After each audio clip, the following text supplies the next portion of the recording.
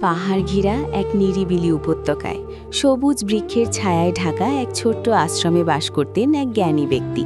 মানুষ তাকে গুরু বলেই ডাকত। তার আস্তানা ছিল খুবই সাধারণ, মাটির দেয়াল, খড়ের ছাউনি, সামনে একটি পুরনো বটগাছ, যার শেকড় মাটির বুকে যেন ইতিহাসের মতো জড়িয়েছিল। কিন্তু সেই সাধারণ আশ্রমেই প্রতিদিন সন্ধ্যার আগে ভিড় জমত মানুষের। কেউ আসত সংসারের দুঃখ নিয়ে, কেউ ব্যবসার ক্ষতি নিয়ে, কেউ সম্পর্কের টানাপোড়েন নিয়ে। আর গুরু বসতেন চুপচাপ, অদ্ভুত এক প্রশান্তির আভা নিয়ে, যেন পৃথিবীর সব ঝড় তার অন্তরে এসে থেমে যায়। সকালের সময়টুকু তিনি ধ্যানমগ্ন থাকতেন, চোখ বুজে বসে থাকতেন বটগাছের নিচে। ভোরের আলো যখন তার মুখে এসে পড়ত, মনে হতো যেন সূর্য তার কাছ থেকে আশীর্বাদ নিতে এসেছে। দুপুর গড়িয়ে বিকেল নামলেই তিনি ধীরে ধীরে চোখ মেলতেন। আশ্রমের সামনে অপেক্ষামান মানুষের দিকে তাকিয়ে এক মৃদু হাসি দিতেন। সেই হাসি ছিল আশ্বাসের, সেই হাসি ছিল ভরসার, তোমরা একা নাও। মানুষ তার কাছে এসে কাঁদত, বুক হালকা করত। কেউ বলতো, গুরু, আমার ছেলে আমার কথা শোনে না। কেউ বলতো, আমার ব্যবসা বারবার ক্ষতিগ্রস্ত হচ্ছে। কেউ আবার বলতো, আমার প্রিয় মানুষটি আমাকে ছেড়ে চলে গেছে। গুরু মন দিয়ে শুনতেন। তিনি খুব কম কথা বলতেন, কিন্তু তার প্রতিটি বাক্য যেন হৃদয়ে গিয়ে আঘাত করত, আবার সান্ত্বনাও দিত। একদিন কয়েকজন মানুষ এলো, যাদের মুখ গুরু আগেও বহুবার দেখেছেন। তারা প্রায়ই আসে, একই অভিযোগ, একই কান্না, একই হতাশা। প্রথমবার যখন তারা এসেছিল, গুরু তাদের ধৈর্য ধরে বুঝিয়েছিলেন কিভাবে নিজেদের চিন্তা বদলাতে হবে, কিভাবে সিদ্ধান্তে দৃঢ় থাকতে হবে, কিভাবে ভয়কে জয় করতে হবে। তারা মাথা নেড়ে সম্মতি দিয়েছিল, চোখে ভরসার আলো ফুটেছিল। কিন্তু কয়েক সপ্তাহ পর তারা আবার এলো, একই সমস্যা, আবার কান্না, আবার হতাশা। গুরু আবারও ধৈর্য ধরলেন, বললেন, তোমরা যে পথে হাঁটছ সেই পথেই তো বারবার হোঁচট খাচ্ছ। পথ না বদলালে ফল বদলাবে কিভাবে? তারা মাথা নিচু করে চলে গেল। কিন্তু কিছুদিন পর আবারও তারা ফিরল, চোখ লাল, কণ্ঠ কাঁপা, বুক ভরা দীর্ঘশ্বাস। গুরু তাদের দিকে তাকিয়ে কিছুক্ষণ চুপ করে রইলেন। তার চোখে বিরক্তি ছিল না, ছিল গভীর মমতা, যেন তিনি জানতেন মানুষ নিজের অভ্যাসের দাস। সেদিন আশ্রমে অনেক মানুষ জড়ো হয়েছিল। বাতাসে ছিল অদ্ভুত এক ভারী অনুভূতি। সবাই অপেক্ষা করছিল গুরু কী বলবেন। হঠাৎ গুরু হালকা গলায় বললেন, আজ আমি তোমাদের একটা কৌতুক বলবো। সবাই একটু অবাক হলো, এত কান্না, এত দুঃখের মাঝে কৌতুক? গুরু গল্প শুরু করলেন।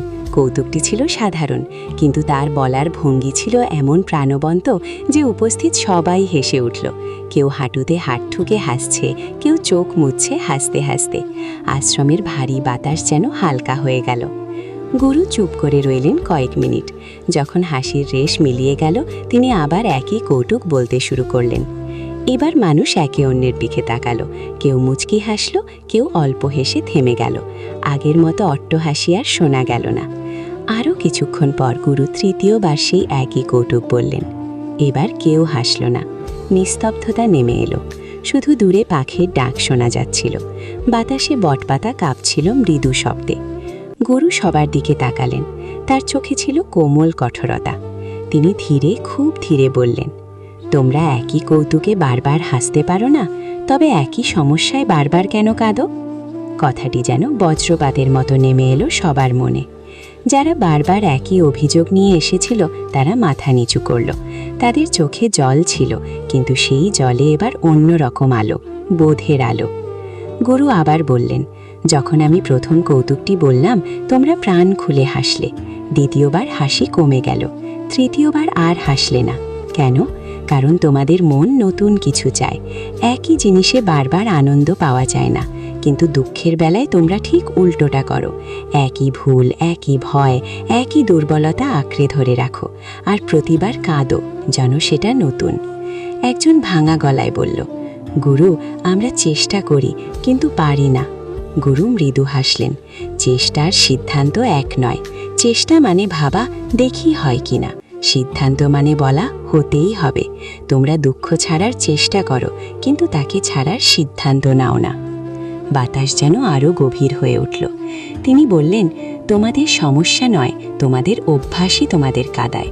তোমরা দুঃখের সঙ্গে এমন বন্ধুত্ব করেছ যে তাকে ছেড়ে দিলে নিজেকে খালি মনে হয়, তাই বারবার ফিরে যাও সেই একই জায়গায় যেখানে তোমরা আগে আঘাত পেয়েছিলে।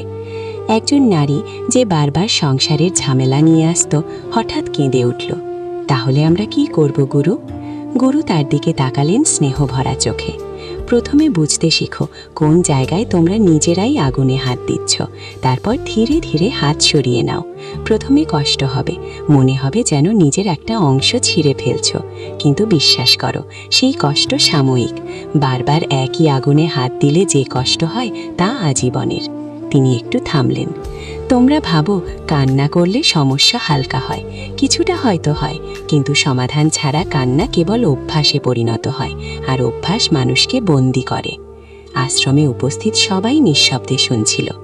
গুরু আবার বললেন, আজ থেকে যদি তোমরা সত্যিই বদলাতে চাও তবে নিজেকে প্রশ্ন করো, আমি কি এই সমস্যার সমাধান জানি? যদি জানো তবে কেন তা প্রয়োগ করছি না? ভয়, আলস্য, নাকি নিজের প্রতি অবিশ্বাস? কেউ উত্তর দিল না, কিন্তু প্রত্যেকে নিজের ভেতরে উত্তর খুঁজতে শুরু করল। সেদিন সন্ধ্যার আলো যখন ধীরে ধীরে অন্ধকারে মিলিয়ে যাচ্ছিল, আশ্রমের মানুষগুলো যেন অন্যরকম হয়ে উঠেছিল। তাদের চোখে এখনও সমস্যা ছিল, কিন্তু সঙ্গে ছিল এক নতুন উপলব্ধি। যারা বারবার একই অভিযোগ নিয়ে এসেছিল তারা এবার চুপচাপ উঠে দাঁড়ালো। তাদের মুখে আগের মতো অসহায় কান্না ছিল না, ছিল লজ্জা, ছিল দৃঢ়তা, ছিল নতুন করে শুরু করার সাহস। গুরু শেষবারের মতো বললেন, জীবন তোমাদের কৌতুক শোনায় না, জীবন প্রশ্ন করে, আর তোমাদের উত্তর দিতে হয় কাজের মাধ্যমে, কান্নার মাধ্যমে নয়। সেদিনের পর আশ্রমে ভিড় কমে গেল না, কিন্তু এক জিনিস বদলে গেল। মানুষ একই সমস্যা নিয়ে বারবার আসতো না, তারা আসতো নতুন প্রশ্ন নিয়ে, নতুন চেষ্টার গল্প নিয়ে, কখনো ব্যর্থতার কথা নিয়ে, কিন্তু সেই ব্যর্থতার সঙ্গে থাকতো শেখার ইচ্ছা। আর গুরু, তিনি আগের মতোই ধ্যানমগ্ন থাকতেন, বিকেলে বসতেন মানুষের মাঝে, মাঝে মাঝে সেই একই কৌতুকের কথা মনে করে মৃদু হাসতেন। কারণ তিনি জানতেন মানুষের সবচেয়ে বড় শত্রু তার সমস্যা নয়, তার পুনরাবৃত্তি করা ভুল। আর সবচেয়ে বড় শক্তি একদিন সাহস করে নিজেকে বলা, আমি আর একই কৌতুকে কাঁদব না।